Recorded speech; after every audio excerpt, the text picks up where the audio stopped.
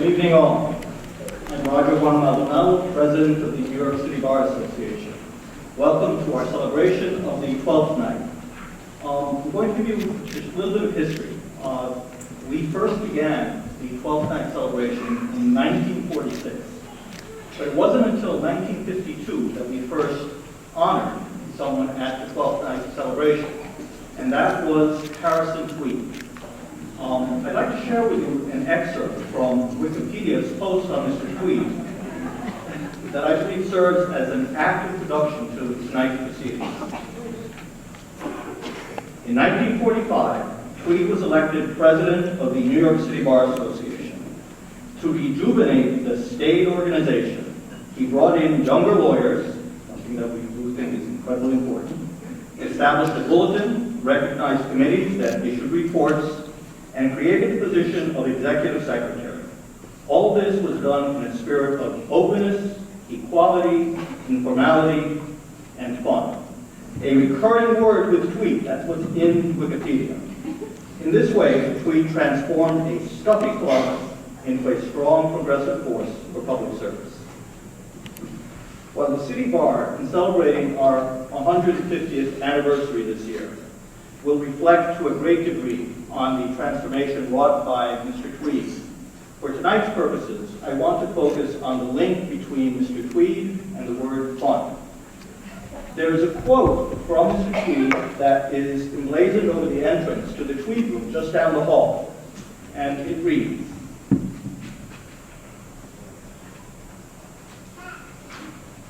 "I have a high opinion of lawyers. They're better to work with, or play with, or fight with, or drink with than most other varieties of mankind." While the City Bar in 1937 had already admitted its first women members, I venture to guess that the lawyers that Mr. Tweed was referring to in his quote were primarily male. It is entirely fitting, therefore, that the City Bar begins its celebration of our 150th anniversary by honoring at this evening's 12th night's performance, Justice Ruth Bader Ginsburg.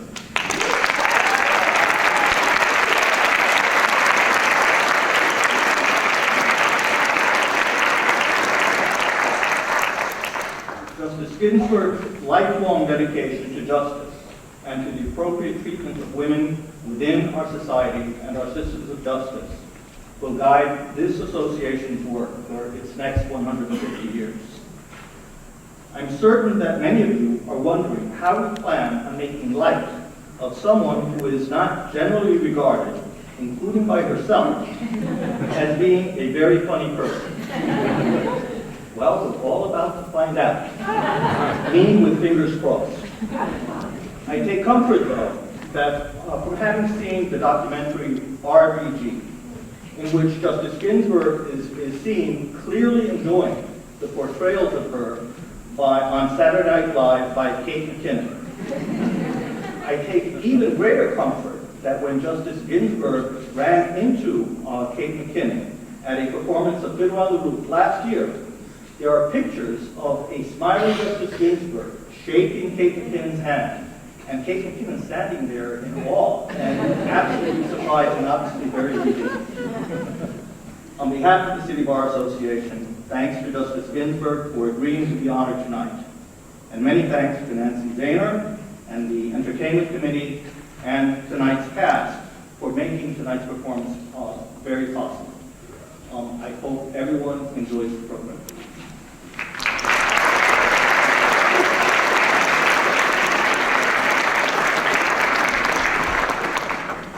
Thank you, Roger. Good evening. I'm Nancy Zahner, Chair of the City Bar's Committee on Entertainment. It's my great privilege to welcome you to the 12th night production of Quando ce ne sono nove, When There Are None, a night at the opera with Justice Ruth Bader Ginsburg. For the uninitiated, for more than half a century, the Entertainment Committee has produced a biennial 12th night show to roast, honor, a legal luminary with parody and affection. The committee was thrilled when the phenomenal and, yes, notorious RBG, Justice Ruth Bader Ginsburg, agreed to be our subject this season. Thrilled, that is, until we realized there might be nothing to criticize, poke fun at, or ridicule. We had chosen the most revered, beloved, and flawless person in the entire United States, and Sweden. Our smitten committee soon lost all sense of sarcastic decorum. This was a code-red emergency, so we dug deep to summon our worst, most ruthless, pardon the pun, impulses. Then we went to work, searching for character flaws, scandals, skeletons in the closet. Yes, ours was a challenging mission. Challenging, but not impossible. An in-depth study of the woman gave us all the ammunition we could possibly hope for. The Ukrainians were very helpful.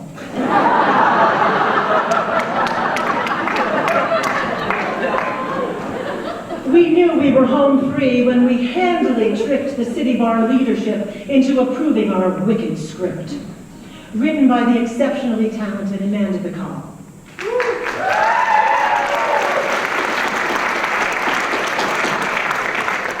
And now I say, let the chips fall where they may. We don't fear the appearance of impropriety, we embrace it. Sit back and let our little theater troupe, comprised of star-struck lawyers and judges, take you on a journey through the life and career of the incomparable Ruth Bader Ginsburg.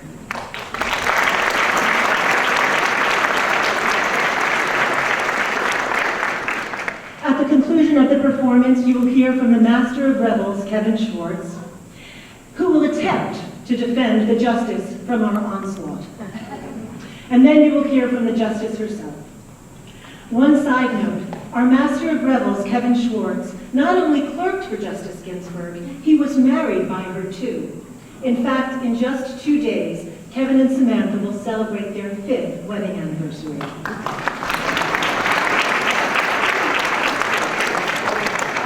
As for the title of the show, as many of you already know, Justice Ginsburg loves the opera, and the rest will soon become clear. Now please, turn off your cell phones, and on with the show.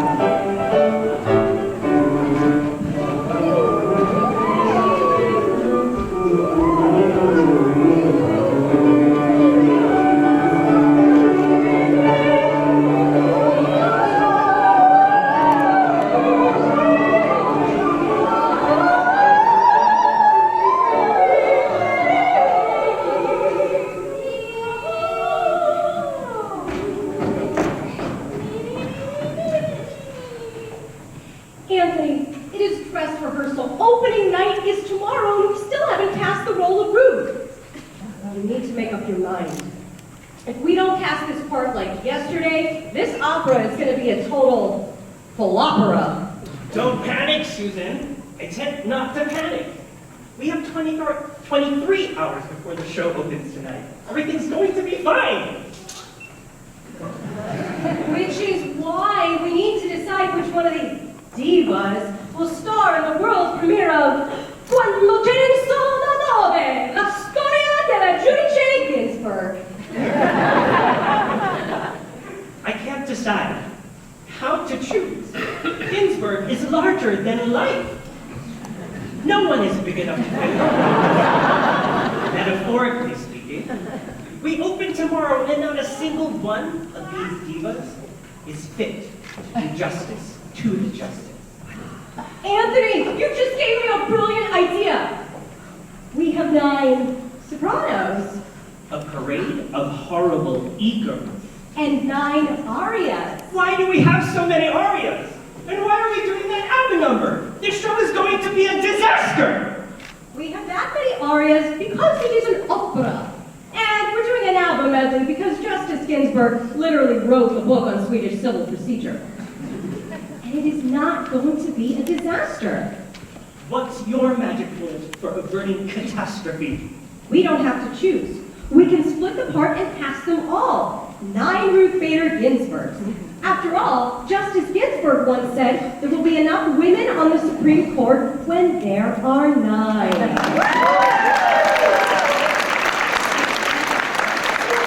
Stop acting hysterical!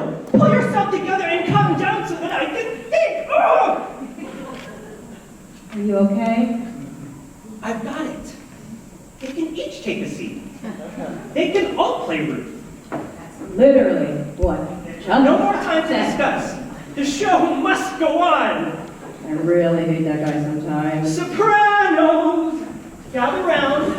I know you've been eagerly anticipating my decision of which one of you annoying divas will play the incomparable, the awe-inspiring Justice Ruth Bader Ginsburg. Which prima donna will perform? We're giving the part to all of you. You each get something to sing and something to say, and you have 22.5 hours to master it. What do you mean I have to share the part? I don't get to play it myself? Hey, there were no small parts, only small justices. Places, everyone. Here goes nothing.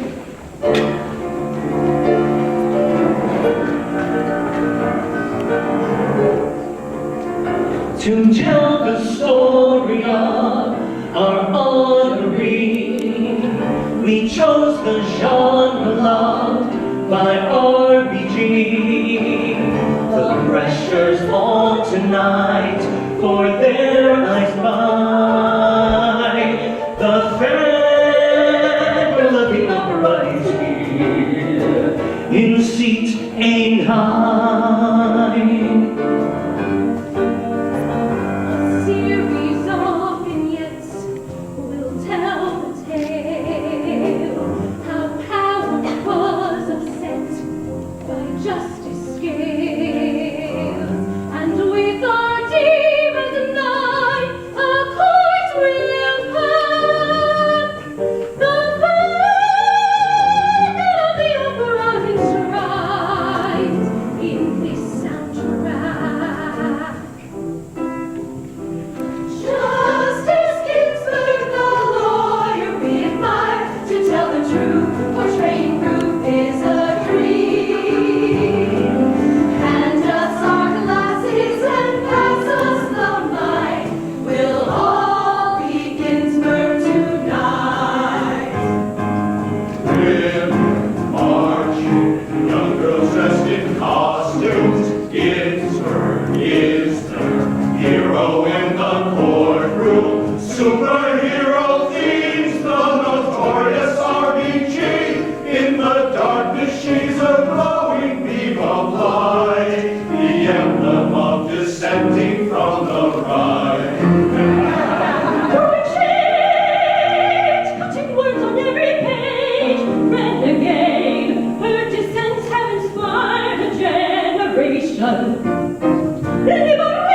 Liberates, disenfranchised her pain, throwing shade. RBG is a savior of the nation. She's a queen heaven sent with a flair for dissent. What a heart, what a mind, her demeanor's refined. RBG. She is God, she has wit, and powers her gift. Ginsburg will never quit. Peter call, equal justice for all. Let her voice speak to power, she's the judge of the hour. RBG. She is down, scholarly and renowned. Erudite and profound, who else but RBG? Burning every faculty, we're amazed. She's a star, Her colors are so sparkly. the rolling shades, like a verbal hand grenade. Rolling shade, till the day she destroys the patriarchy. Liberate, disenfranchised underpaid. Rolling shade, RBG is the savior of the nation. From the grave, rolling shade, and all hail.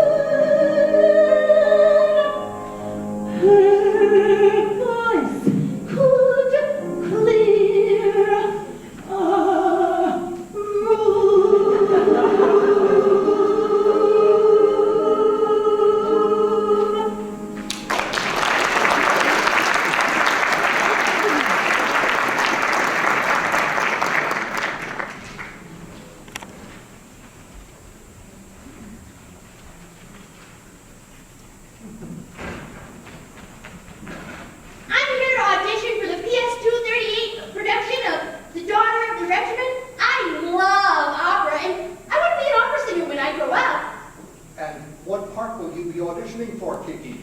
The daughter of the regiment? Well, go ahead then. Oh, mio bambino caro. Oh, no, stop. Please, not a note more. I honestly have never heard anything like that in my life.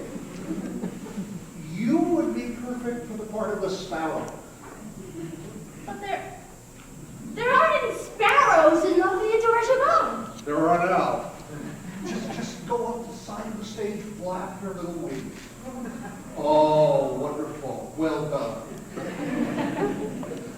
Well, I can sing an aria? No. Mouth words.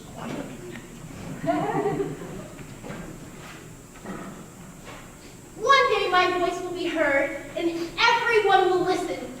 Just wait and see. When I grow up, I'm going to be a diva, a super diva.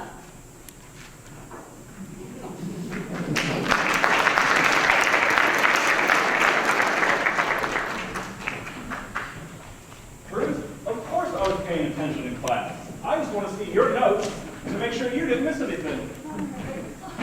Martin Ginsburg, you are incorrigible.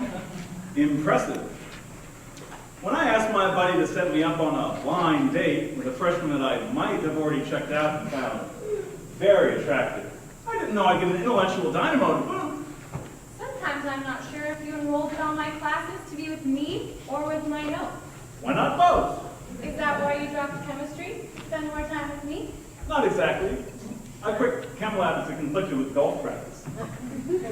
Well, I guess Harvard Medical School is out of the picture. What next, Harvard Business School? Nope. Harvard Business School won't have women, and I won't go anywhere that won't have you.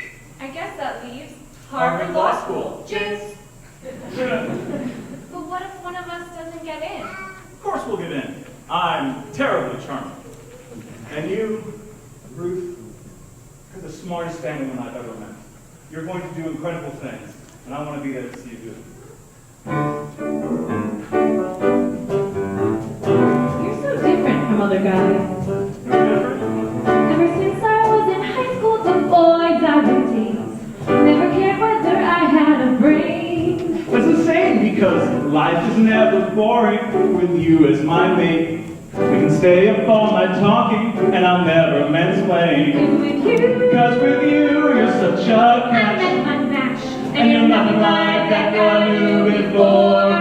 Love your Cornell door. Love your Cornell door. If it could feel so warm. With you. With you. With you. With you. Love your Cornell door.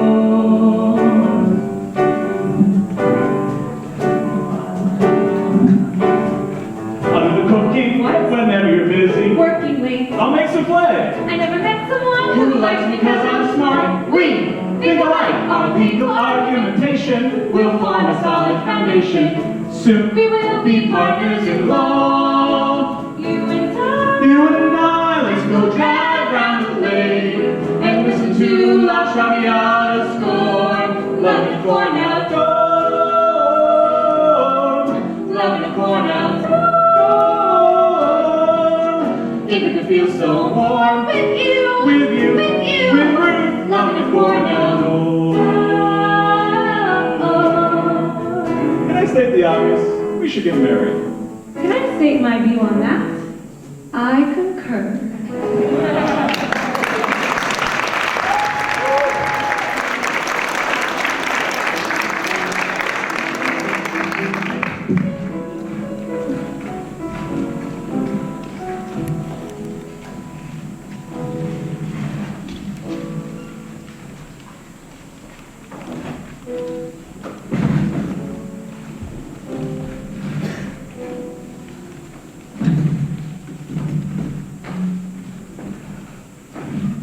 Well, we survived Ladies' Day at Harvard Law. Are all 9 of us present and accounted for? Only 9 women in a class of 500. Do you think professors really needed a special day to torture only us Socratically with the Socratic method, too? This isn't what feminism looks like, is it? Nope. Feminism looks like 9 women on the Supreme Court, not 9 women at Harvard Law. There may not be be any women on the faculty, or on the court, or in the partnerships with major law firms. But my mother didn't raise me to sit back and let someone else take care of me, that's for sure. Who was a croissant fresh from the oven? Thanks, Marty! Anything for my lovely wife from the study.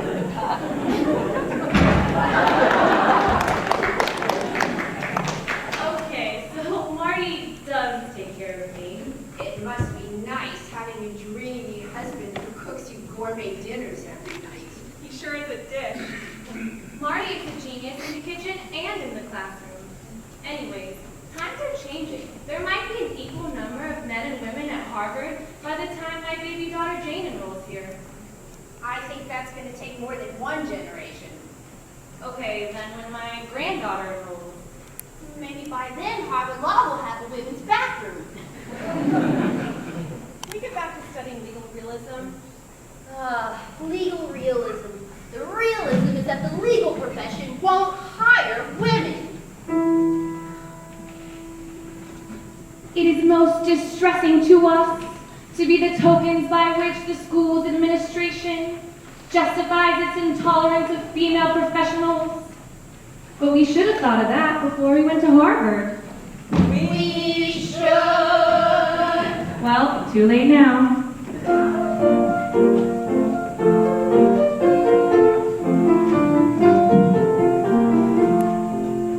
When a college grad is seeking her enrollment at a law school that will help her to enrich her diminished chances of future employment, she will probably be labeled as a witch.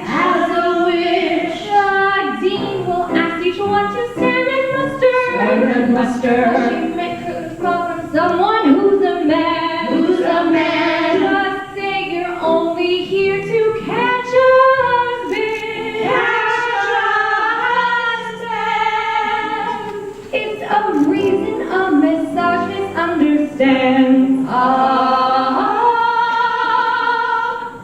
Despite every sexist challenge to withstand, with your wits intact, you'll keep the upper hand.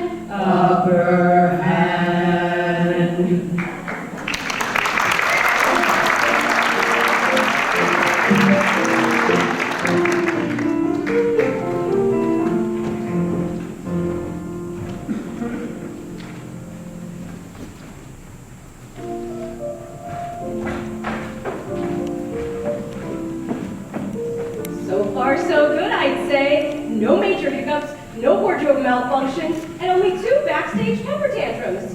Well, you know how divas can be. Anthony, both of those temper tantrums were yours. Gee, Susan, you don't have to get so emotional. Anyways, I think we could have a hit on our hands. The greatest legally themed comic opera to hit New York since... Legally Blonde, the musical. I was going to say Gilbert and Sullivan's Trial by Jury. Looks like they're set for the next scene. Here. We're drinking again? It's only scene 4. Scene 4 is the ABBA number. Mamma mia!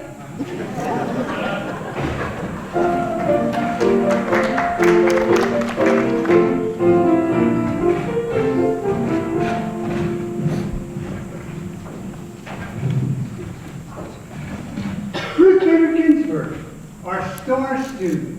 Hello, Professor Sachs, Professor Gunther. How's life in the Southern District? Is Ed Palmieri treating you well? Oh, it's been amazing. I've learned so much from Judge Palmieri, but the thing is, my clerkship is ending soon. That's why I came to see you. Well, no doubt you have a bright future ahead of you. As valedictorian of Columbia Law School, you should have your pick of jobs. What's it going to be? Tenure track at a snooty New England law school? Clerking at SCOTUS? Rainmaker at a white shoe law firm? None of the above, unfortunately. Well, but I thought you, Yeah, I thought you were top of your class. I mean, you did really well in your summer program. I thought they loved you. Well, the law firm said they did, but apparently they've implemented a strict quota for female attorneys, and they already have one. Supreme Court clerkship it is. One thing Come on, let's go and see my old pal I'm Felix. very much obliged. Felix Frankfurter, Justice Felix Frankfurter. You old dog, you. How are you? Oh, hello, Albert. Still with the hot dog jokes, I see. Oh, of course. As a matter of fact, I'm here with a Supreme Court clerkship candidate. Have I got a wiener for you? Hilarious.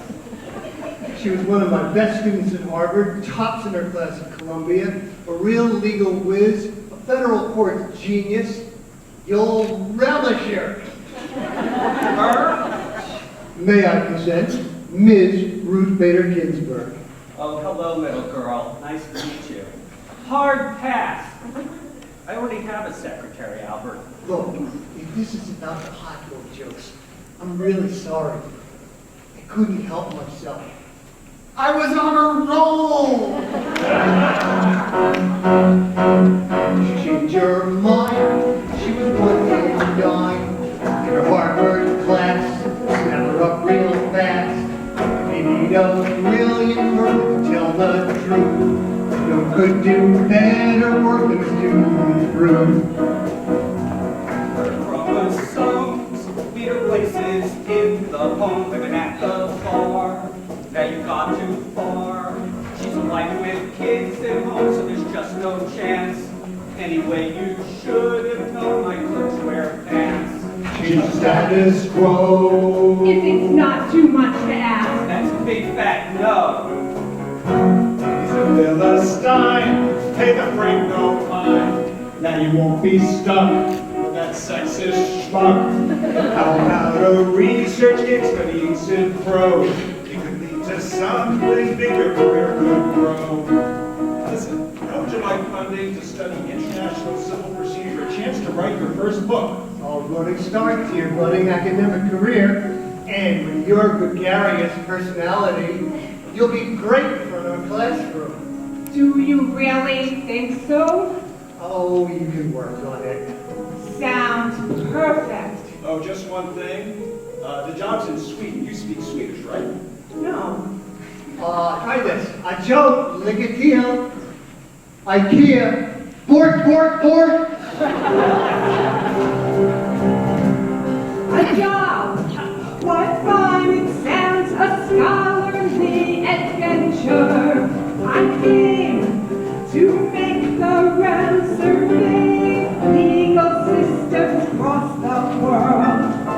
But one little snag is Swedes. Their language is so hard to speak. Swedish law, challenge accepted, I'll study hard. Swedish law, learning the language to live abroad. Who would thought I'd be in Scandinavia? Swedish law, learning from our Nordic counterpart. Whoa, Swedish law, writing a book that's Swedish law. My, research was on the Swedes' simple procedure. I found so much more about their legal system to compare. Law schools with more women enrolled. A pregnant judge, you can behold. Over here, gender dynamics are less fair. Over here, there's balance in family and career. Over here, parents who work and get child care. Over here, women's equality isn't rare. Whoa, over here, getting ideas I will want to share. Whoa, under northern lights, I can see that equality's in our sight.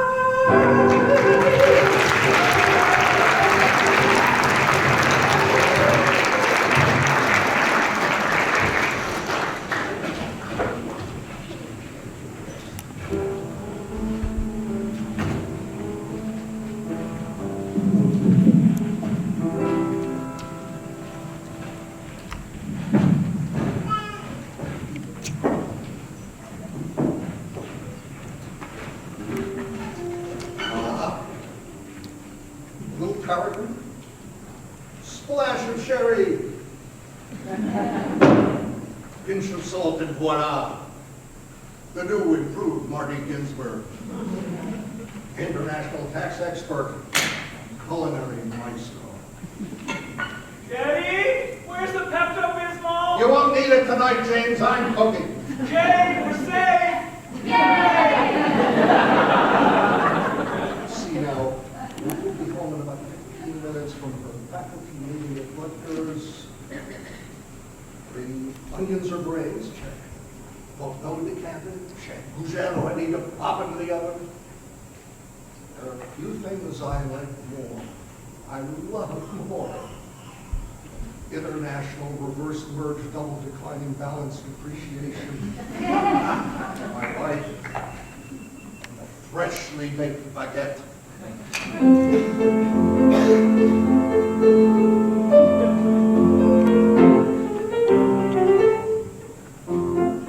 I saute, flamme like a stockier, so that Ruth has a juicy delay. My tunes and ingredients are a vast, everything in its ways of trust. When Ruth comes home from a long commute downtown with custard and salt, her legal mind's a treasure trove. Just don't let her near the stove. I love burning tender and working late, so her personal chef awaits.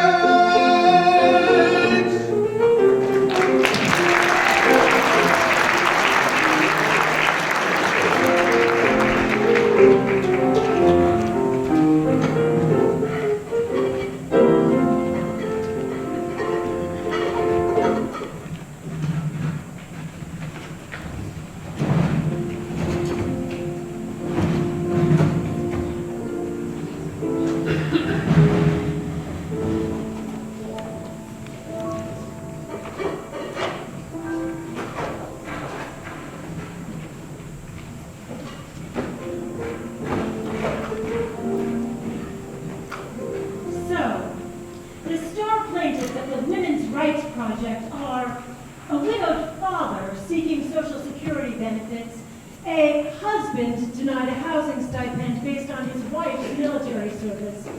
Ruth, when you asked me to join you here at the ACLU, I didn't envision my clients as a string of married white men.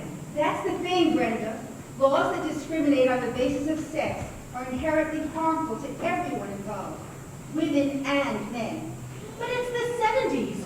Men have been to the moon. But if you want a credit card, you have to ask Marty to co-sign. Forgive me if equality for men is not my number one concern. But it will be to 9 grizzled old men.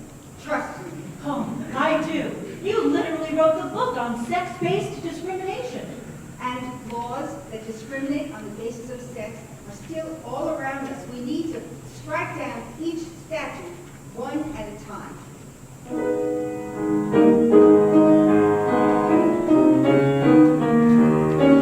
Times have changed, and we often rewound the clock. Times have changed, and the women once mild and sweet, instead of sitting in the back seat, there'll be lawyers you can't defeat. So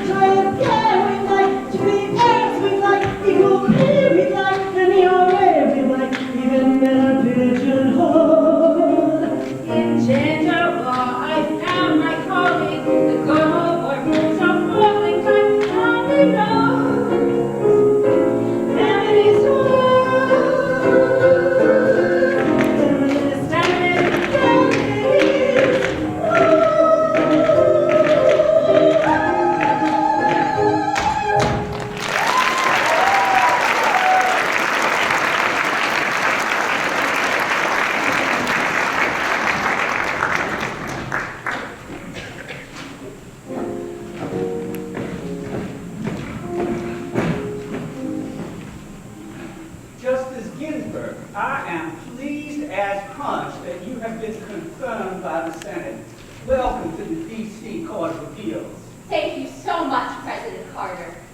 Now, I've been thinking, you being married to a rich tax lawyer and all, I think I'll pay you about half what we pay the mail judge. Oh, I'm just kidding. You should see your face. You really had me, sir. Well, I got a call or two about a shop. I can't let you hold me hostage here much longer. I toodles. My own chambers? A-list clerks? Equal pay? This really is a step up from academia. I don't know, though. DC just feels a bit lonely. I'm sure with my over-the-top vivacious personality, I'll have a gaggle of friends in no time. Judge Ginsburg, President Reagan, it's a pleasure to see you, sir. I'd like to introduce you to your new colleague, Antonin Scalia. Call me Nina. Well, I'd love to stay and chat, but I got a call about tearing down the wall at 3. In Soviet Russia, war builds you.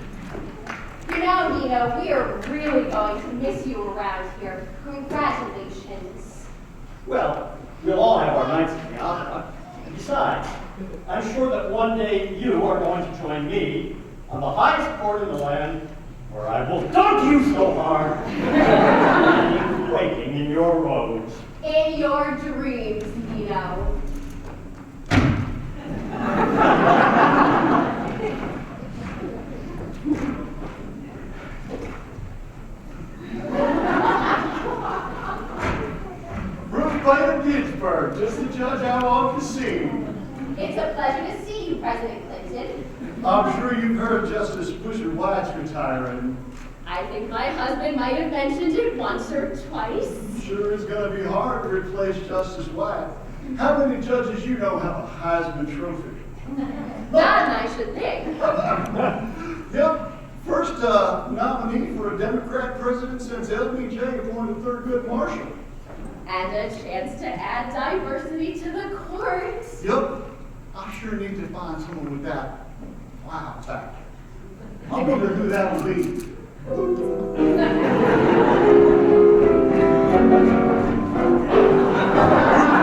Ginsburg, I chose for the bench.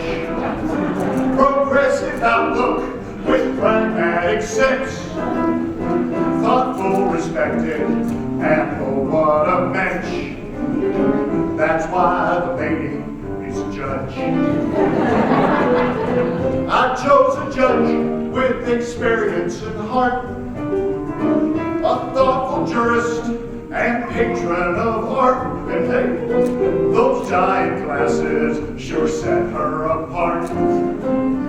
That's why the lady is a judge. Here we go!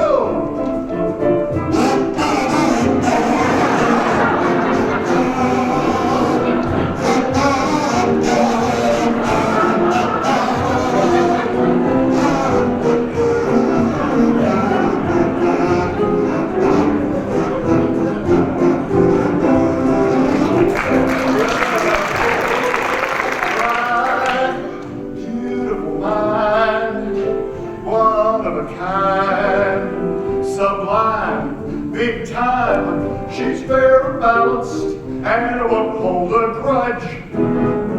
That's why the lady, this little lady, that's why the lady is a judge.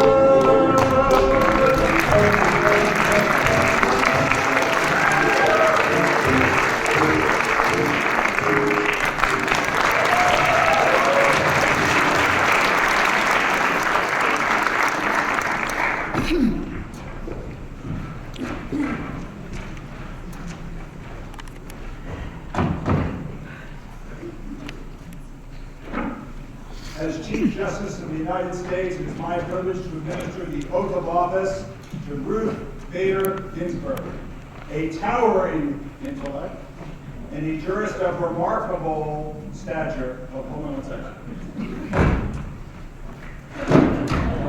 All right, that's better. All right, now, Judge Ginsburg, please raise your right hand and repeat after me.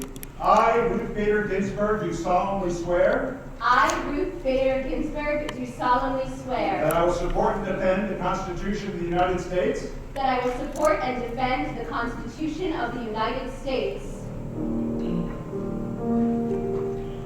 Justice Ginsburg. Justice Ginsburg.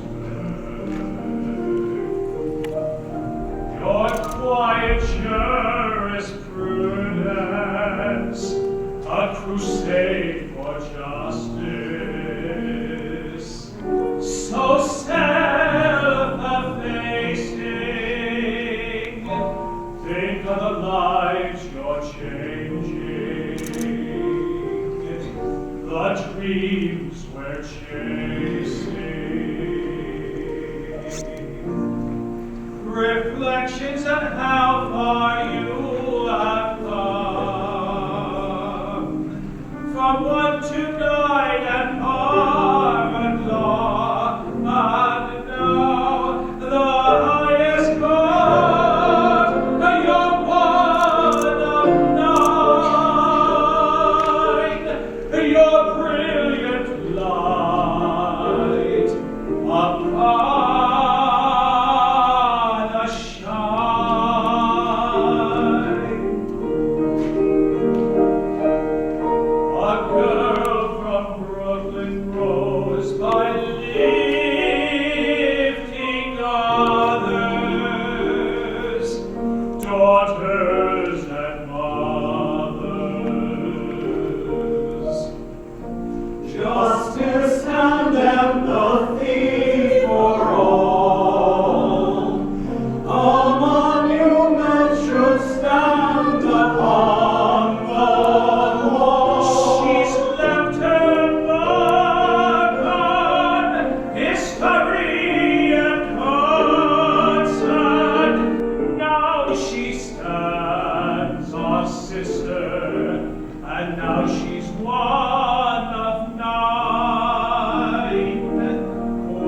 one of nine,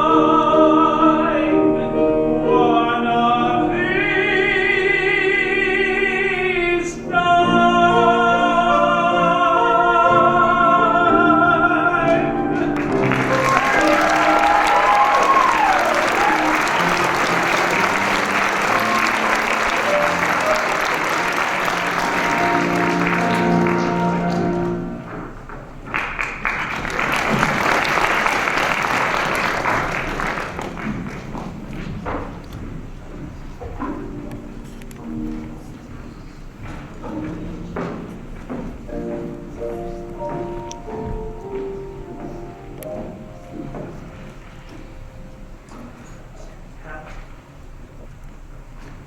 Halfway through, and no cease and desist letter, so that was.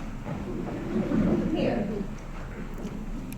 While the crew resets for the second act, can we just take a moment to bask in the greatness of our amazing subject, Justice Ruth Bader Ginsburg? I'd like to propose a toast. Here's to the lady in robes, looking sharp in black,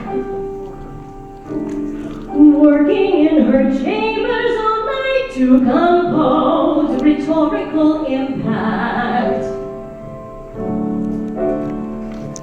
Off to the gym, she's getting shredded, kicking some ass. Then back to work, a round of edits, checking her facts. Does anybody still care for facts? I'll drink to that. Here's to the girl who took part, raising up her hand. Graduating top of her class, she's so smart, beating out the men.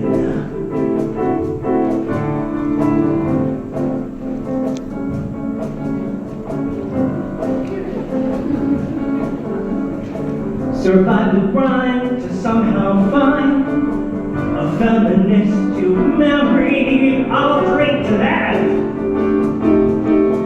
And one for Marty. So here's to the one who pushed through, fought for women's rights, raising kids while running the ACLU, cert grants in her sights.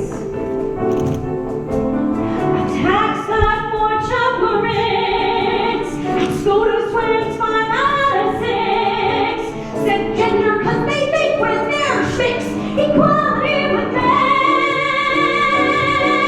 I'll drink to them, to Gregory Warren.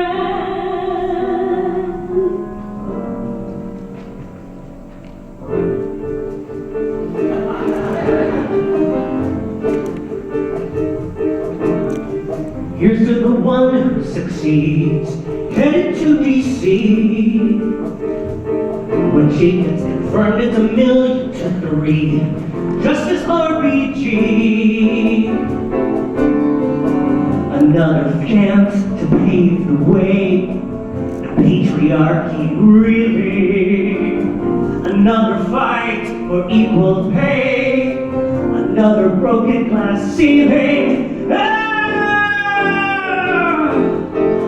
I'll drink to that. Here's to the girl, she's inspired, reaching for the stars, standing on the shoulders of this tiny giant they can see so long. The jurist who can food just with robes, Around the world collecting jabots, cheering for the lady in robes. everybody rise, rise, rise, rise, rise, rise, rise, rise, rise, rise.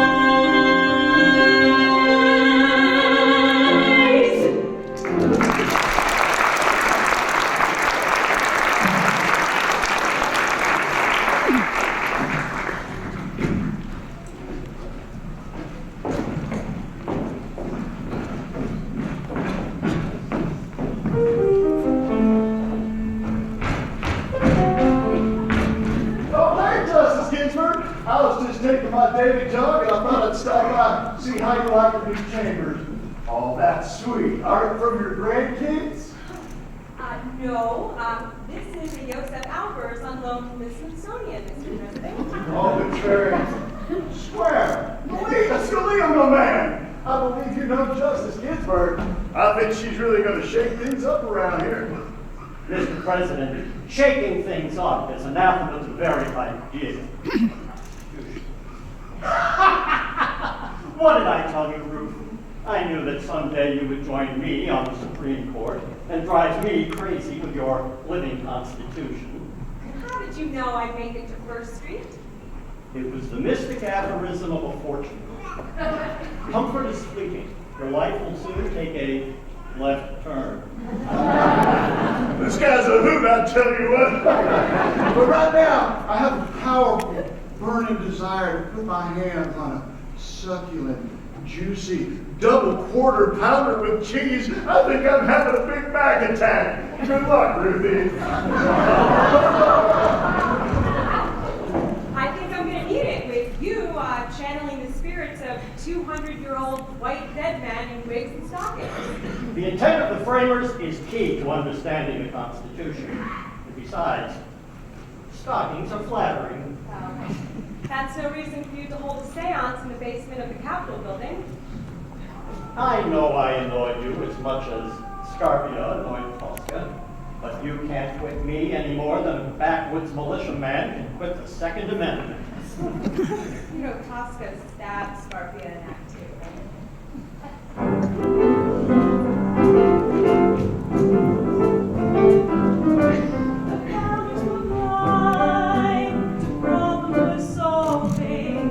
As right to define, the law is evolving.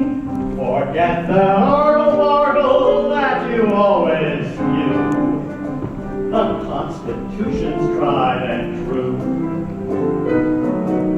Your opinion was awful. Yeah, I read your dissent. Let's go get a falafel. Oh, My treat. my treat. Best friends. Now every rose, it puts me on cloud nine. You're sweet as a rose and smarter than Einstein. And it's so grand that you're rule number 2. I go to see John G with you. Cultural mores are changing. Just more nonsense you spout. Texts don't need rearranging. They do. Do not time out. To these in a part, though your flaws are countless. Somebody should write an opera about us. I don't need other nerves when I can spar with you and undermine your point of view. You're small as a mouse. Well, you're fatter than Santa. You'll bring down the house with wit-witted banter. Maybe someday we'll ride an elephant or 2. Till then I'll disagree. Disagree. Disagree.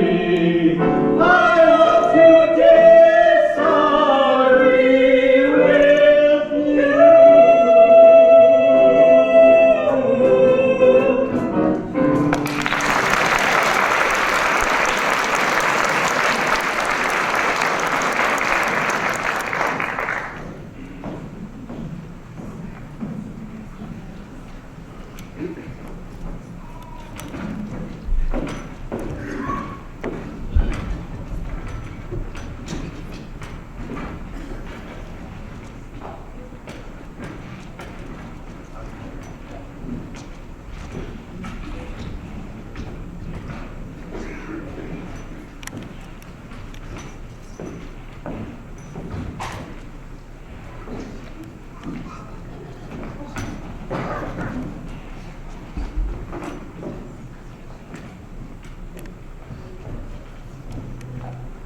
Well, welcome everybody to our dinner party.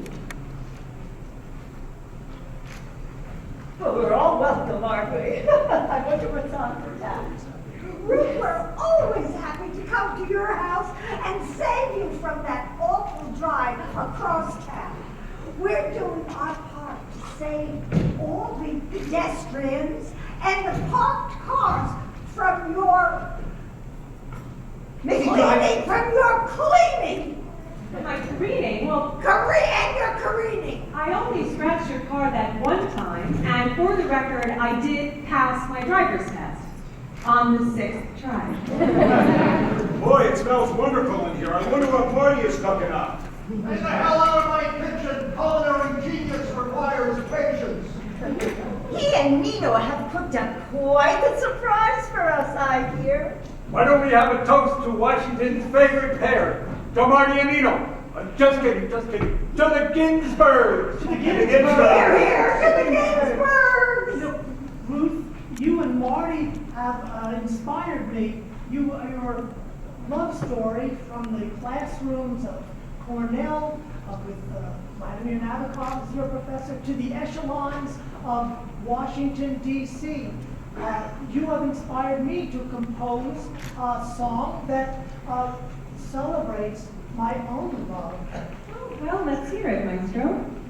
Well, how could I refuse? I'd be a mic in contempt of court without a mic. 5, 6, 7, 8.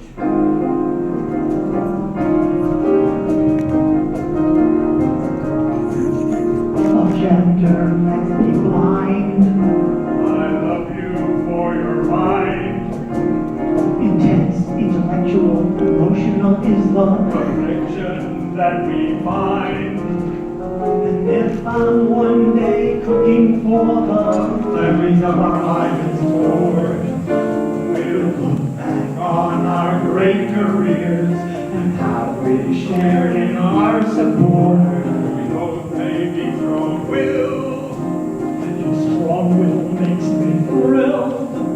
In family and work, together we will always see us both fulfilled. And if I'm one day chef supreme, and all the judges look to me, I'll say that though defined by difference, we live on common ground. As we lock our eyes, we're gazing at a clear horizon. It's a moment like the moment we were born. We begin again, more than friends. Love once joined together, never torn.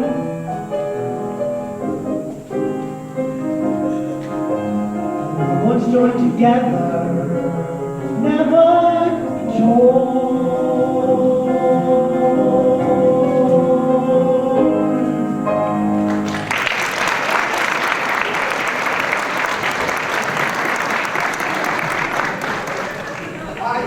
I hope everyone's hungry. This is free range. Nino was out with change over the weekend. Bon appetit, everyone.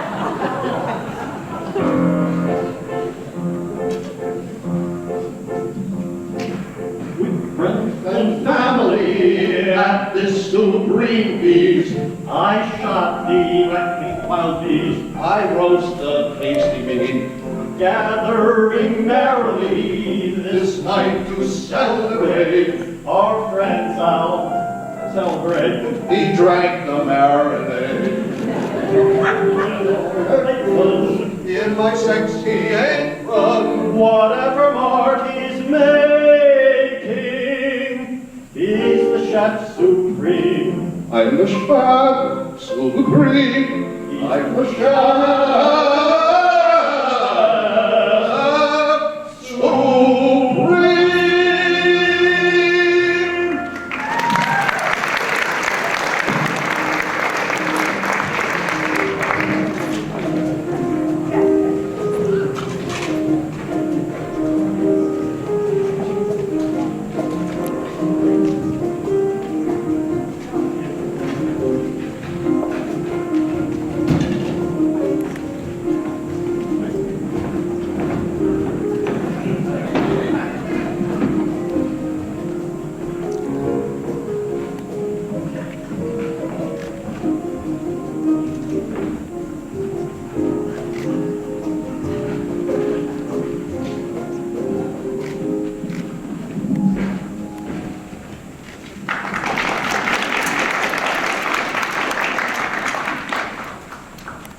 you, Mr. Olson. But I'm not convinced that women cannot join Virginia Military Institute because, in your words, it's an all-boys club, not an all-girls club. Thank you, Justice O'Connor. I'm Sandra. She's Ruth. Oh, it's so hard to tell you girls apart. Now then, Justice Ginsburg, as a girl, woman, yourself, I'm sure you understand that the great state of Virginia doesn't want them shaving their pretty little heads. Well, it appears to me that the great Commonwealth of Virginia hasn't articulated a legitimate reason for single-sex education. Why, sure, there's nostalgia, force of habit, and cooties. Is it true that BMI has Stonewall Jackson's taxidermy horse on display? Yes, Your Honor, it is. Cool. Has Virginia articulated any genuine educational benefits for single-sex education? Now, Justice O'Connor, the sign on the treehouse clearly states, "No girls allowed."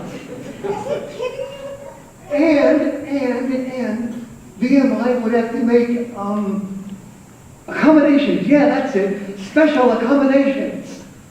Such as? Well, for one thing, we'd have to allow bras as part of the uniform. And then there'd be the cute little lady wearing a skirt signs for the new separate bathrooms. And we'd have to install pad vending machines for when the ladies have their moon sickness.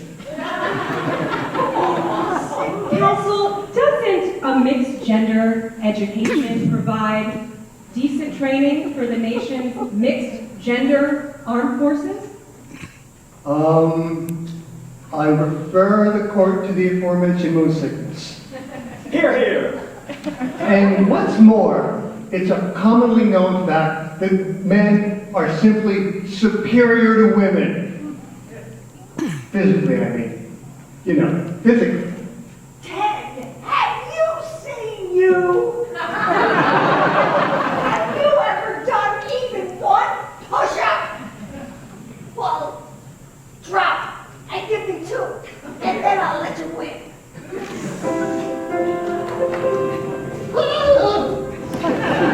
I object.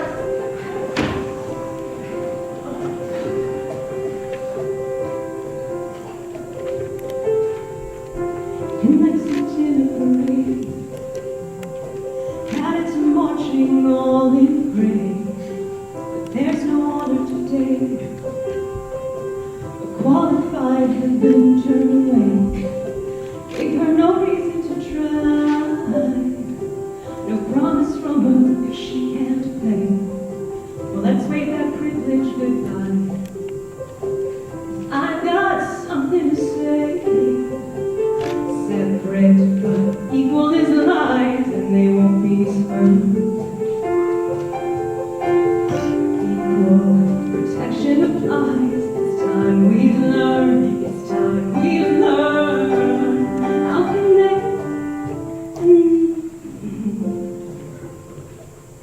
How can they?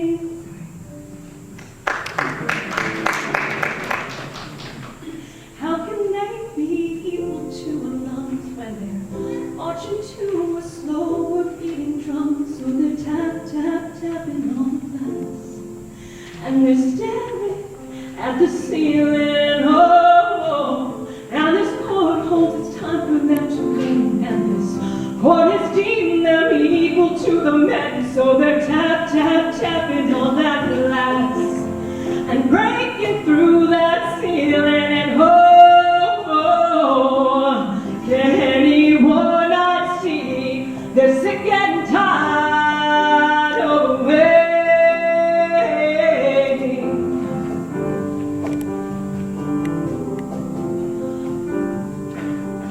When a woman is excluded in a law or policy from participating in her own community, the majority's concluded the state's authority vis-a-vis equal protection acts incompatibly.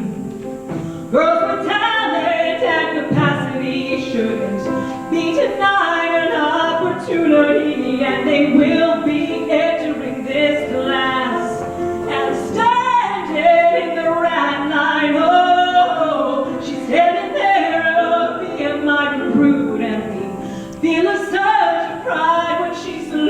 So she's tap, tap, tapping on that glass, and she's sharing that ceiling. Oh, and anyone can see they're no longer waiting patiently. Glass is finally breaking, breaking, breaking. Ooh,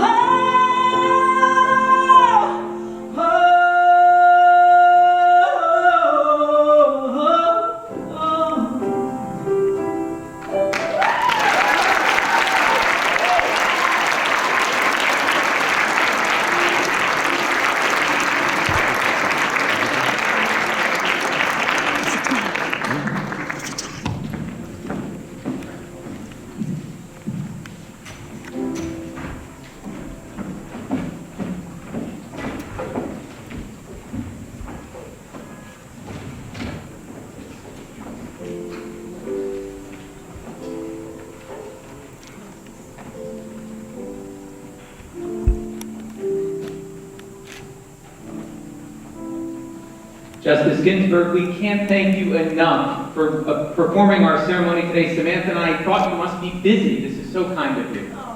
How so? Well, we worried that the New York City Bar Association might have nabbed you for their crazy winter musical. We heard a couple of seasons ago they got Judge Rakoff in their grip, and you ran out of the building screaming. Don't worry, Kevin. I don't even take the city bar's calls. That is a relief. Thank you. You know, sometimes I marry so many of my former clerks that sometimes I feel like I'm running a Las Vegas wedding chapel. But in your case, I'm thrilled. Do you have any advice for a long and happy marriage? Earplugs. Earplugs? You heard me. It's advice I got from my mother-in-law on my wedding day. Sometimes it helps to be a little deaf.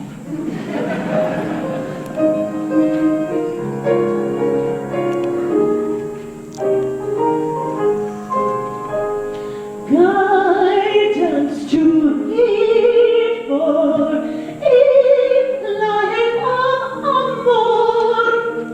Earplugs you need for nights that he snores. Earplugs will be helpful when he starts acting like a bore.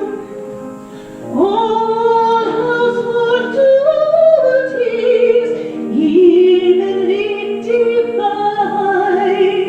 Leave the seat down if you want to please your bride. This skill is critical. Do not overload. Take out is fine sometimes, but learn to cook. And as the years go by, tell her she's most fair.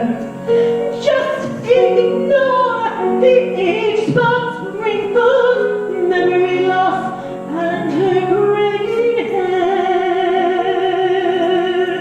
That's it!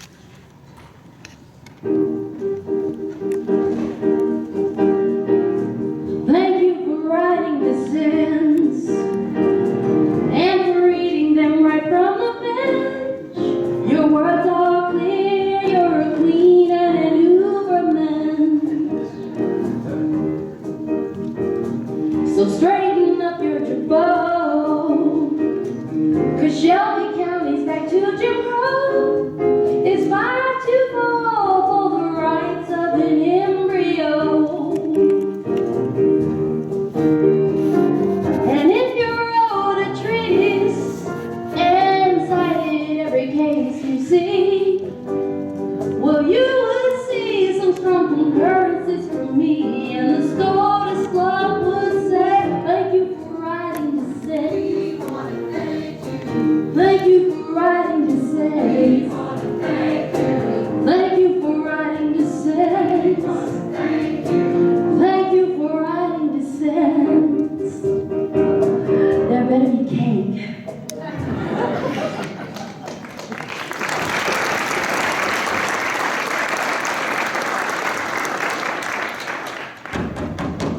I hear a bell.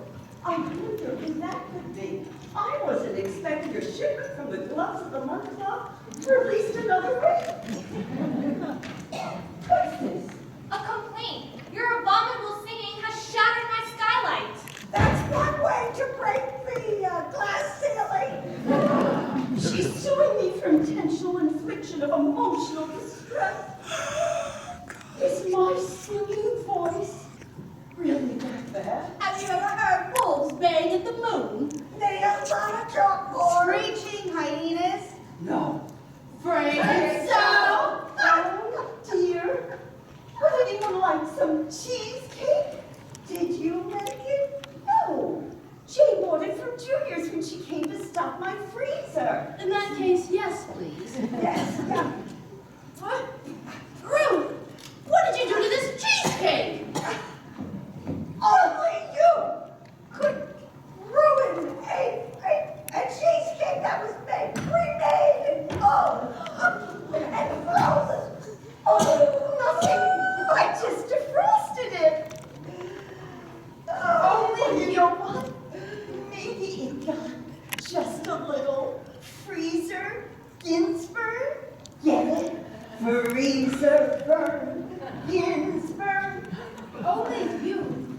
I only wish that you could cook as well as you descend. What? That's She can't bake or roast. What a kitchen disaster. But wait till you leave Ruth's descent. She might burn the toast, but her legal mastery has paved the way for Ledbetter and equal pay for casseroles. They kill the soul, but her words will revive it again. Her pasta is pure mush, but Alcor be George Bush. Turn the page to Ruth's descent. When she tries to warble, she sounds kind of horrible, but on the page she's heaven sent. In prose her voice rings, but do not let her sing. She should take advice and stick to things like voting rights. Tries to croon, can't hold a tune, but she hits every note with her pen. Forget about opera, dissenting's her genre. Nothing. I don't mean concurring. No, nothing. Taxaroot, descent.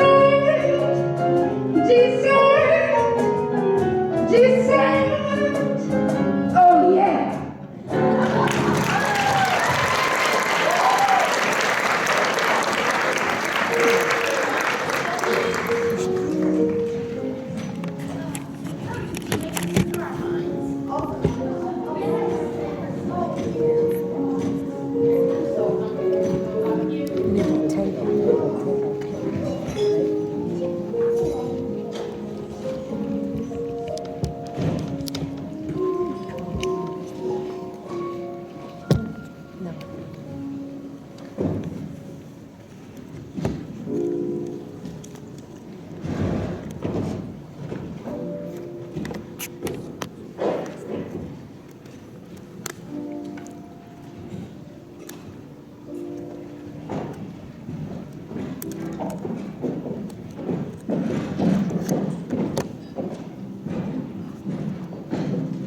Justice Ginsburg, I can't wait to watch you tear Justice Alito a new one with your Hobby Lobby dissent. You have worked in my chambers for a year now. Have you ever seen me express an emotion? Well, no, but this is extreme. Granting religious freedom to a craft store when women's basic health care is at stake. How are you so common and reasonable? Let me introduce you to my little secret. Oh, Rutherford!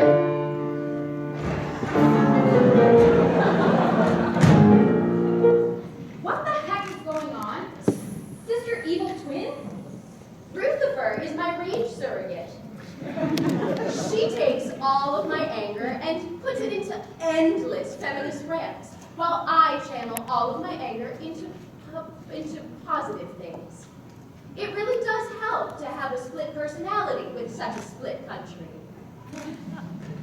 Hell of a job on that draft dissent. It had me hopping mad.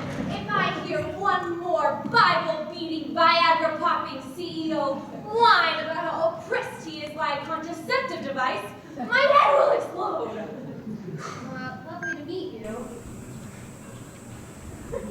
While Rutherford is punching holes in my chamber walls, I get to focus on crafting. Crafting? The opiate of the illiterate masses. Crafting an exegesis of the First Amendment's religious clauses.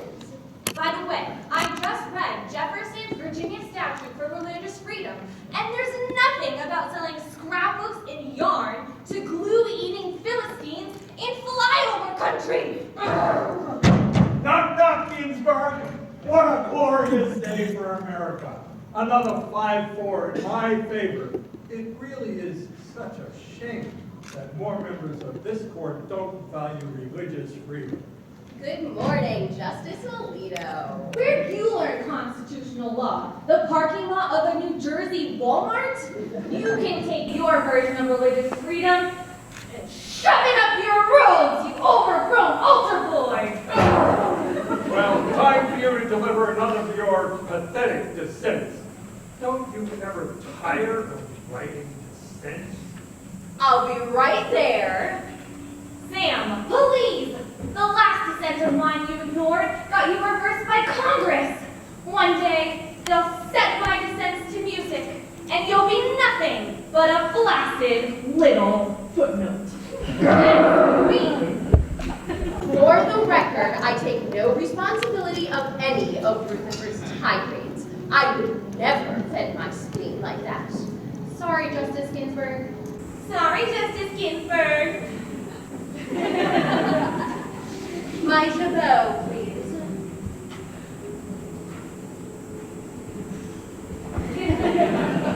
No, not that one. My dissent jabot.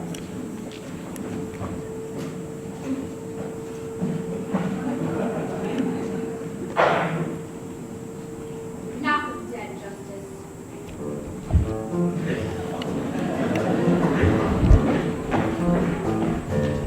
Last Chief Justice Marshall observed nearly 2 centuries ago, corporations are artificial, existing only in the world of law.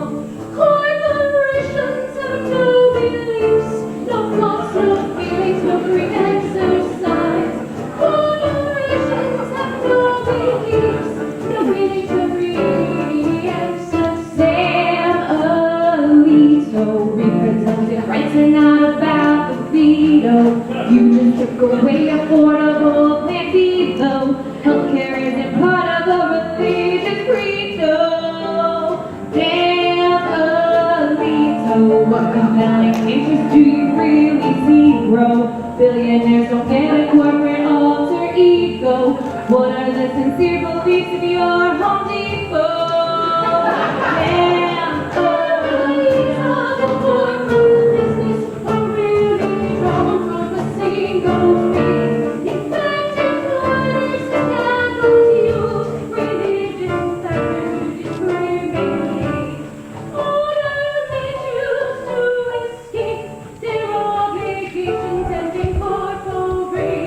Why then, when faith comes, they are no longer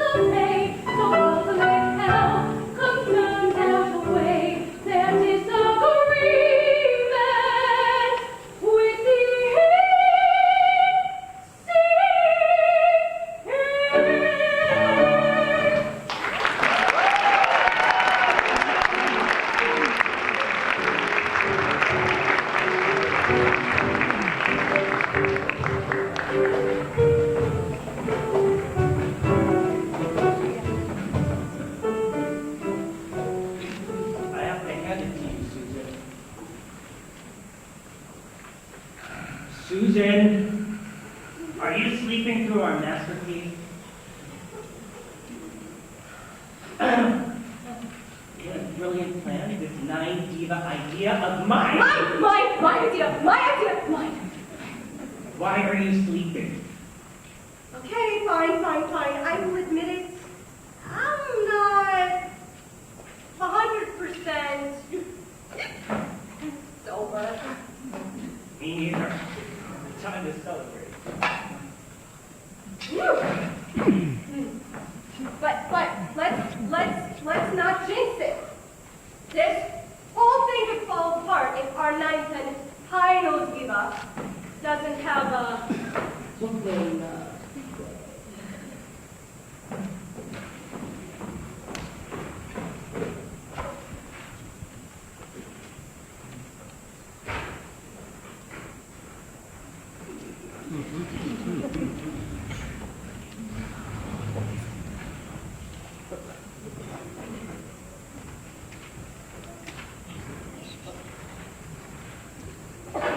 And in the left corner, standing a towering 60 inches tall, and weighing in at a whopping 1,600 ounces.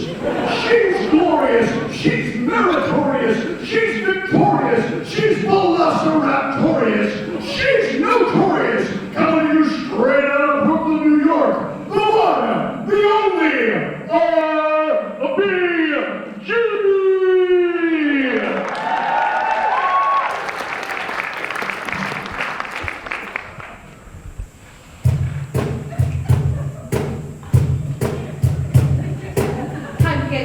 Building muscle, hop on the treadmill, watch me hustle. In my 80s, I don't play bingo. I'm lifting weights, lots of bingo. Wait, shy of 100 pounds, go. I stay strong and watch my cholesterol push up. I post 5, 10, 20. Steve Colbert did half it. Notorious! Notorious! Arm chisel, work my core. First time sniffle, straight to the drugstore. I take vitamins with a shot of Red Bull. One set of curls and then another. I'm not a girl. I'm a crazy grandmother. From the hate, I told out punching. Don't underestimate me this much. Notorious! Notorious! Workaholism, my only flaw. At 4 a.m., I'm up reading case law. I'm not retiring. Don't get nervous. I'm retired for a long-term service. Have no fear. Appointments buzzing. One more year.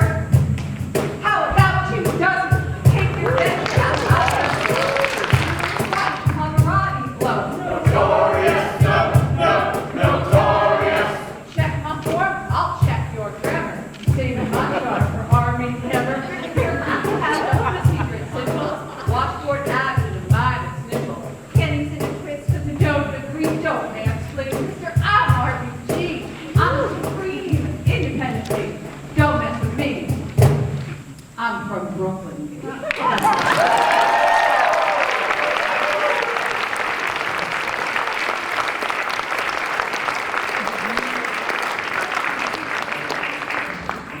What do we got today? Looking good, Justice. Hey, what are you doing this weekend, Brian? I've got 2 tickets to the gun show. You know, Chuck Norris tried to kick my hiney once, but I dissented. 20 squats, go.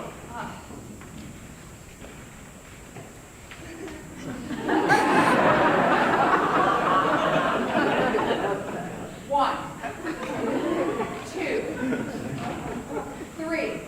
Nice form. Looks like someone's almost bulked up enough for the featherweight division. You root better believe it. Ooh, Miss Ginsburg if you're nasty. And spell Ginsburg without RBG. A ninja and a scholar. Mind if I work in? Merrick Garland. This gym is for justices only. How do you keep sneaking past the marshals? They're doing cake stands in Kavanaugh's chambers. I walked right in.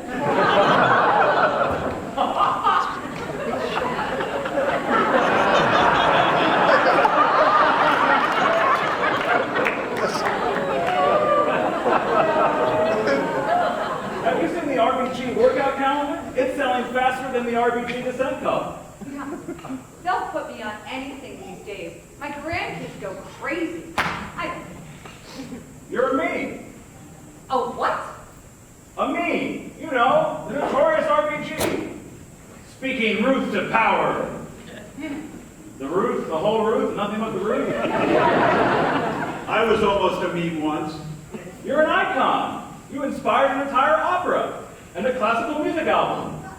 Yeah, well, sure. But my son James produced that. And an award-winning documentary and a feature film. That movie was so handsome. Justice, are you fantasizing about Armie Hammer again? He's just so tall. Face it, Justice, you're just part of the cultural zeitgeist.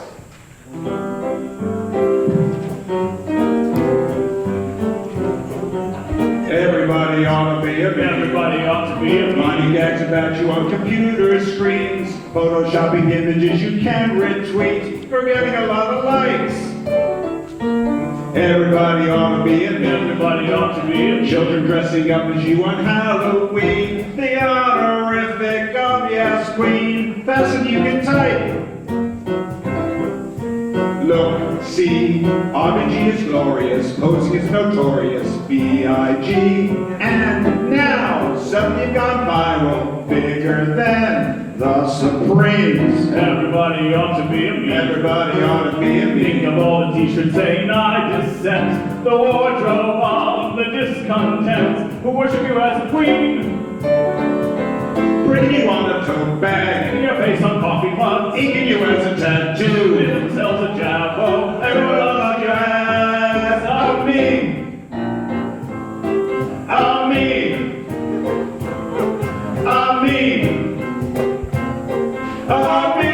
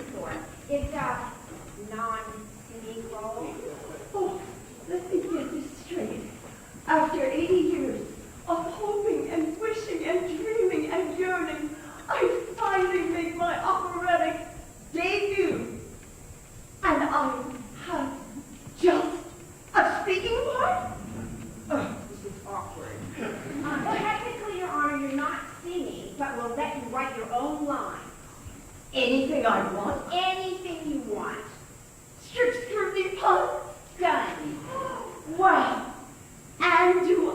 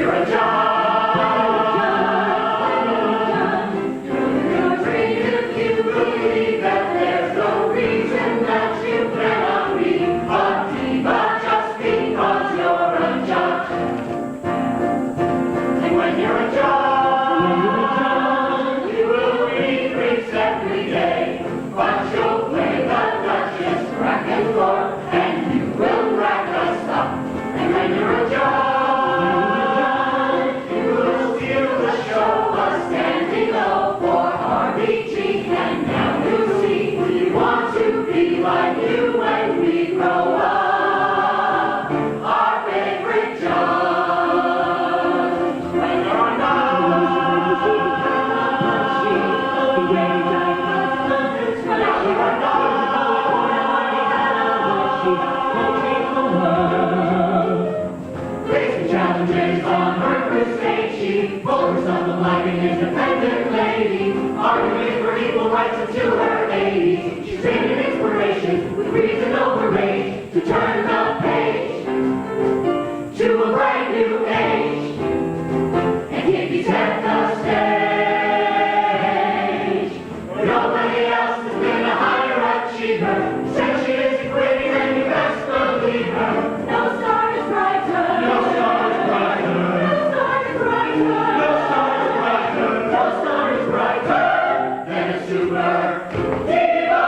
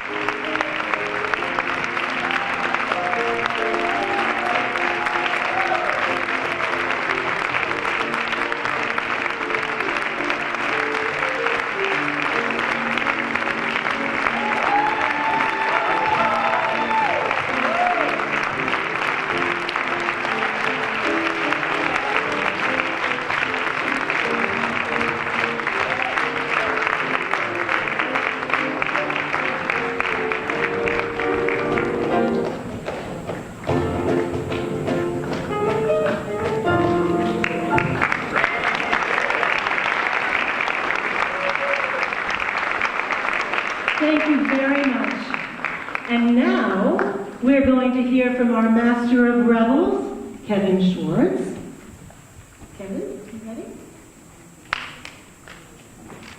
Oh, yes, could you get the podium up here?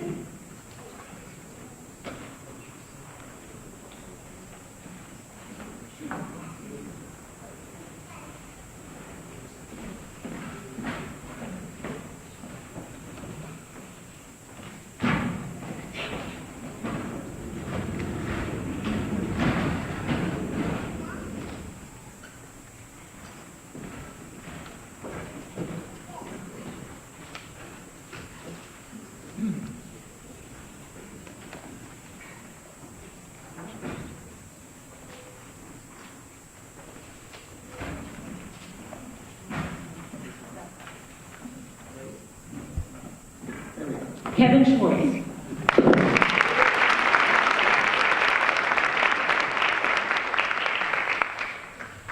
Good evening. Let's try again. Good evening. My name is Kevin Schwartz. It was some years ago when I had the privilege of clerking for Justice Ginsburg, but she has very much put a stamp on my life. She really did, as you heard, officiate our wedding 5 years ago, almost to the day, this Friday.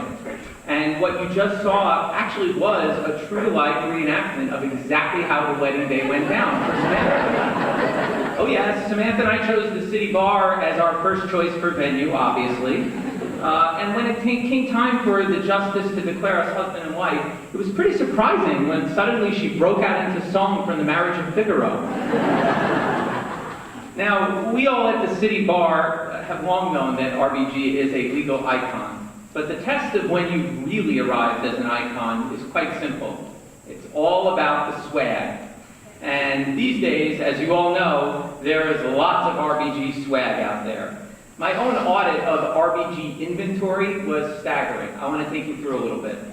From RBG earrings and necklaces to RBG's mugs, magnets, and bumper stickers. There's RBG bobbleheads, RBG coloring books, and RBG workout books. For the holidays, you can find RBG throw pillows and dolls. There's even Christmas tree ornaments declaring RBG featuring Merry Resistmas. A long way for a former sleepaway camp rabbi, 13-year-old Ruth Bader. You and your kids can even marvel at the wonders of, this is real, RBG action figures. They exist. And Justice, I had no idea about your stealth karate moves. Very impressive. For daily freshness, try Ruth Bader Ginsburg Judge Mints. Tagline, habeas morning breath, don't lose your appeal. Folks, have you tried Ben & Jerry's new Ruth Bader Ginger ice cream? Or the newest beer from Sam Adams, true story, Ruth Bader Ginsburg. She's the subject of an opera, a comic book, countless tumblers, and even a blog called the Ruth Bader Ginsburg blog. Let's not forget the array of clothing lines that would make even her newest friend, J-Lo, jealous. There are RBG t-shirts, hoodies, socks, infant onesies and bibs, and innumerable RBG Halloween costumes for adults, toddlers, babies, and pets. There's even an RBG kitchen apron. Oh, the irony.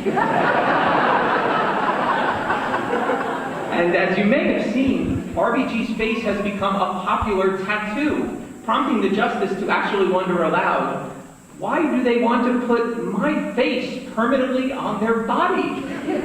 True story. Also reflecting this rock star status is the justice's newest moniker, the notorious RBG.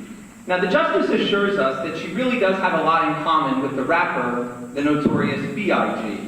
After all, one glance at the justice, and I think the similarities are obvious, Kevin, right? In case they aren't, the justice has herself pointed out that she and Biggie were both Brooklyn born and bred. And like any good rapper from the hood, the justice has a lot of bling. Well, tonight, after seeing all the musical spears and arrows lobbed at caricatures of our great justice, as Master of Rebels, I'm delighted to accept the charge to defend our honoree as my client. In response to those of you who have dared to make fun of our justice, I dissent. You can't handle the Ruth. I'm here to pull back the curtain to reveal the truth about the woman behind the myth. The truth about Ruth. As a t-shirt I just bought on eBay told me, the Ruth will set you free. And so it shall. So what makes RBG so special? I think it boils down to three things I want to share with you. First, RBG is a force of nature. Everyone knows that the justice has been firing on all cylinders in her legal brilliance. Always. For example, we heard earlier, we're all intimately familiar with her early 1960s incisive and stirring treatise, Civil Procedure in Sweden. But many may not fully appreciate that the flames fueling her intellectual firepower are burning all day and night. All night. During law school in the 1950s, RBG managed for both herself and husband Marty to handle all of their note-taking, all of their studying, and all of their child care with a 2-year-old at home, all on 2 hours of sleep a night. And 50 years later, when I clerked for her all-nighters were still putting the 20-somethings around her to shame. I first came to appreciate this when the justice hired me. She was just so delighted that I had worked at Wachtell Lipton. I realized why when she suddenly exclaimed, "Finally, someone will be able to stay up with me all night." This was not a joke. I vividly recall hearing the creaking of the fax machine in chambers, churning out pages of the justice's handwritten notes into the wee hours of the morning. And let me assure you, whatever you've heard about what someone else did on the 7th day, for RBG, there was no rest. So how does she do it all? Well, for one thing, she's in tremendous shape. You can just ask her trainer at the Supreme Court gym, where she slows down for no one. I'll never forget my first brush with that whirlwind. Picture RBG donning her Super Diva sweatshirt, racing on the elliptical trainer while giving me feedback in perfect form paragraphs without stopping. And I'll certainly never forget giving a briefing to the justice on an emergency application while I was on the floor and she was on the floor, relentlessly powering through her regimen of 20 perfect form push-ups. Again, true story. Of course, as you heard tonight, this force of nature never did have to slow down enough to worry about food. Her husband once said, "She thinks I cook." But that wasn't for lack of trying. Fish seems to have been a particular victim of the justice's efforts.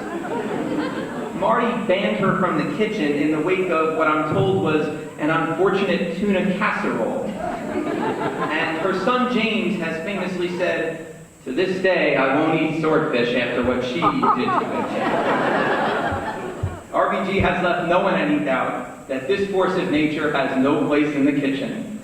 And fortunately for the good of all, it's been a long time since RBG's historically brief tenure as head of the Supreme Court Cafeteria Committee.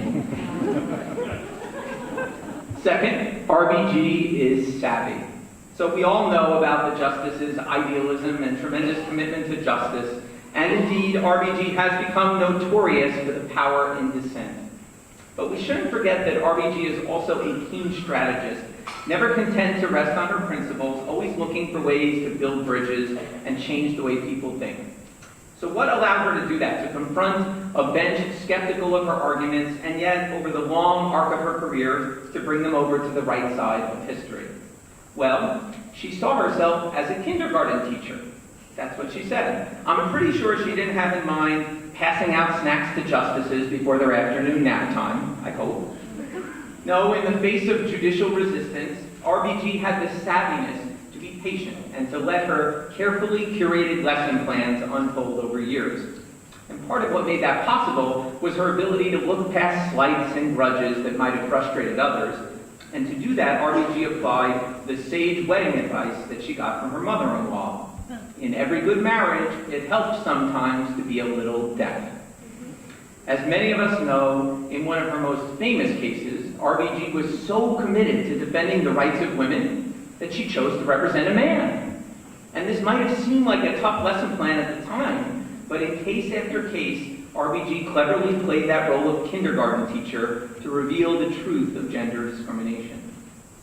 In one Supreme Court case, after she argued that men and women should count equally before the law, securing an 8-1 victory, lone holdout Justice Rehnquist asked, "You won't settle for putting Susan B. Anthony on the new dollar, will you?" Perhaps mindful of her mother-in-law's advice about being a little deaf, RBG let that comment slide and played the long game. Now, RBG has said that on the drive home, she thought of a good comeback that she shared with Marty. "No justice tokens won't do." It's a good line, but she didn't say it. And I think her instinct to slowly guide Rehnquist over time was ultimately vindicated. 25 years later, including after a decade as RBG's colleague, it was actually Rehnquist who wrote a path-marking opinion that upheld Congress's power to pass the Family and Medical Leave Act, based on what he then acknowledged was the long and extensive history of sex discrimination. I think we can safely say that Rehnquist had come to learn that indeed tokens won't do. Now, the justice hasn't limited her strategic vision at the court to only weighty matters of constitutional jurisprudence. Not content with the boys' club competition over using ever more baseball metaphors in opinions, Justice Ginsburg broke new ground by injecting metaphors from the equally popular American pastime, opera. Famously skirmishing in a war of footnotes with Justice Scalia over important legal issues like leitmotifs and Wagner. And people say the Supreme Court isn't accessible to the people. In fact, RBG's love of opera has had quite the influence on the court. During one of the justice's annual clerk outings to the opera, one clerk turned to the Supreme Court police standing guard outside her box and asked, "You must get to the opera pretty often." The response from this burly guard, "Madam Butterfly, 3 times." So yes, it's true. Even the Supreme Court police are now opera buffs. Finally, there's RBG's hidden, somewhat not known until her 8th decade of life, sense of humor. RBG observers sometimes mistake her reserved nature, her measured manner of speaking, for the lack of the funny. And maybe she's not a laugh track in all the traditional ways, not a joke teller per se. The justice herself admits that while Marty was blessed with a wonderful sense of humor, she said, "I tend to be rather sober." I think we can all agree with that. It was her children growing up in her household who actually kept an ongoing ledger, and it was entitled, "Mommy Laughed." A book with parsimonious entries at that. As to her humor on the bench, one study entitled Laugh Track has confirmed that more than a decade ago, RBG evoked among the least laughter of all the justices on the court. To be fair, Justice Thomas actually did score lower on this measure. Of course, at the time, he had not yet broken his vow of silence. As an aside, though, I am told that RBG has been moving up the laughter rankings in recent years with a particular surge this term. Maybe that's why RBG has become the inspiration at Saturday Night Live for the best comeback lines, which they call Ginsburgs. So for those of you making wagers, be careful not to bet against her. But those of us who have known the justice privately can tell you that she does, in fact, laugh.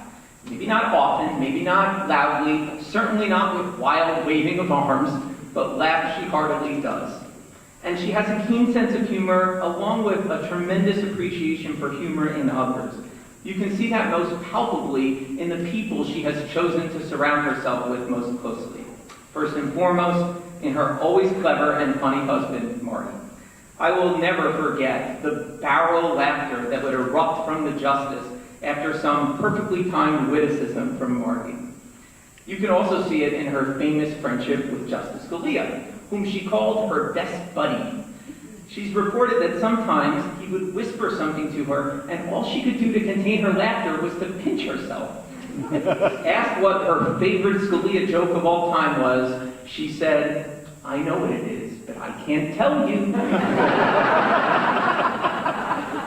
And when a famous picture of Justice Scalia and RBG riding an elephant sparked controversy because RBG was riding behind the much larger Justice Scalia, her response, it was just a matter of weight distribution. Before the curtain drops on me, I'd like to close by summoning a remark I've always appreciated from the Justice. At the opera, RBG has described being, quote, overwhelmed by the sound of the human voice. It's like an electric current going through me, she said. Well, at the risk of presuming the persuasiveness of my defense tonight, I feel confident in declaring, Justice, we all are overwhelmed by the sound of your voice. Whether roaring in history-making dissents from which our progeny will learn, or delivering opinions for the majority that at once ignite and consolidate our society's steps toward a more perfect union, your voice is like an electric current going through this nation. You may have been told that you're not a robin, but rest assured, we all can hear the majesty in your songs for the ages on behalf of we the people, and we are grateful evermore. Thank you.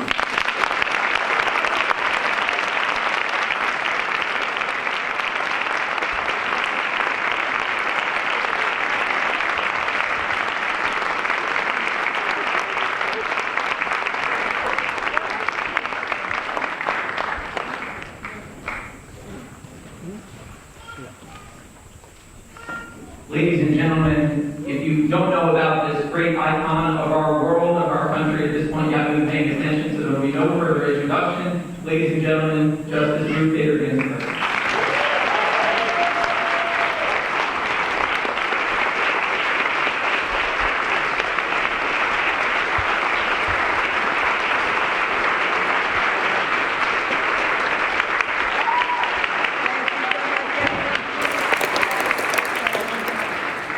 I have no words for what tonight meant to me. This program was intended to be scheduled for some months earlier, but lung cancer intervened, so it was deferred until tonight.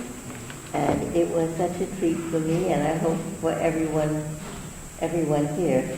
I'd like you to join me in applauding, cheering bravo to all the people involved, and especially the people who wrote the show.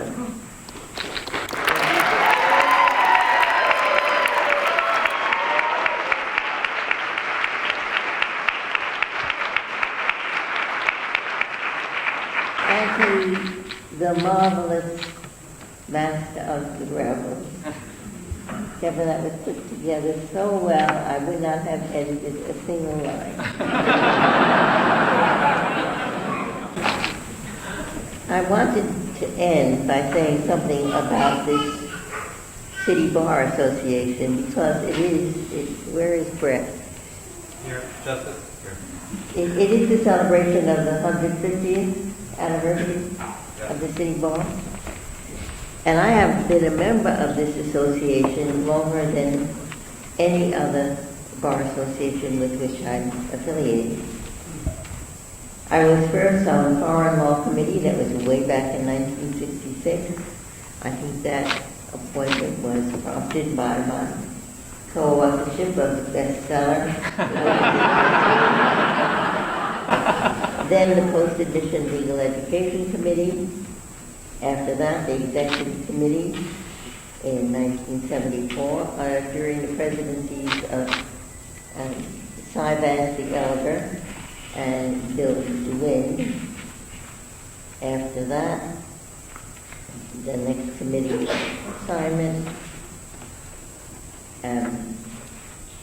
was the Sex and Law Committee, and then the Civil Rights Committee. There was a certain problem in my early days at the City Bar. There was only one bathroom for women, and it was downstairs. You had to go down 3 or 4 steps. When you got there, it was single occupancy. But with women's increasing participation in the legal profession, that situation became intolerable, and I am glad to report what you all know. It is now ancient history. I remember particularly one program during the time I was on the Post-Admission Legal Education Committee.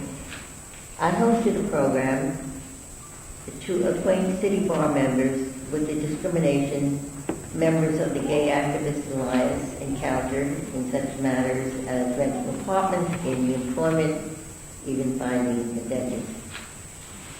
Some of the male members of the committee, and at the time I was the only female member, feared that the Alliance members might be ill at ease dealing with a woman. That fear vanished when the Alliance sent as its principal spokesperson its vice president, a woman.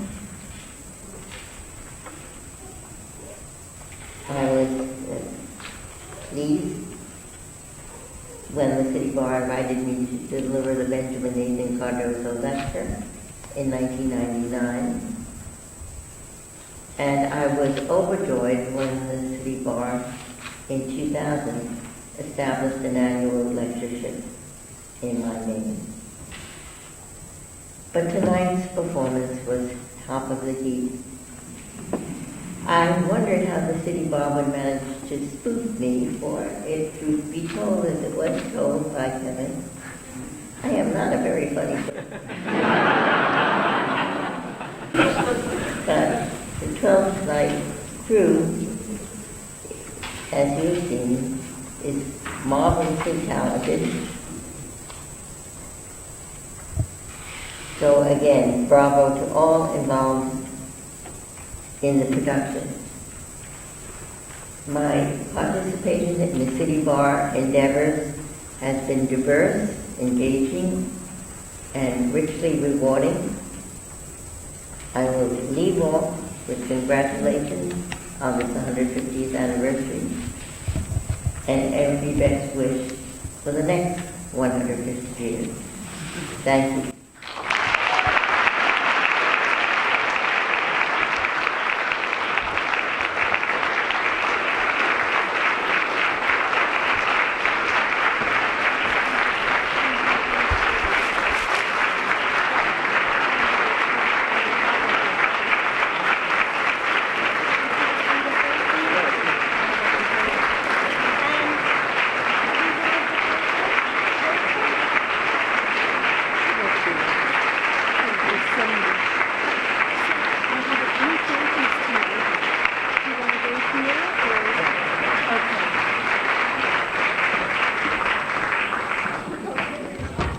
Autographed this for her. It should be in reverse. We would like her autograph, but instead we autographed this. You've seen this in the show. Yes. So everybody's on their name, so I'm going to hold these for you. Thank you.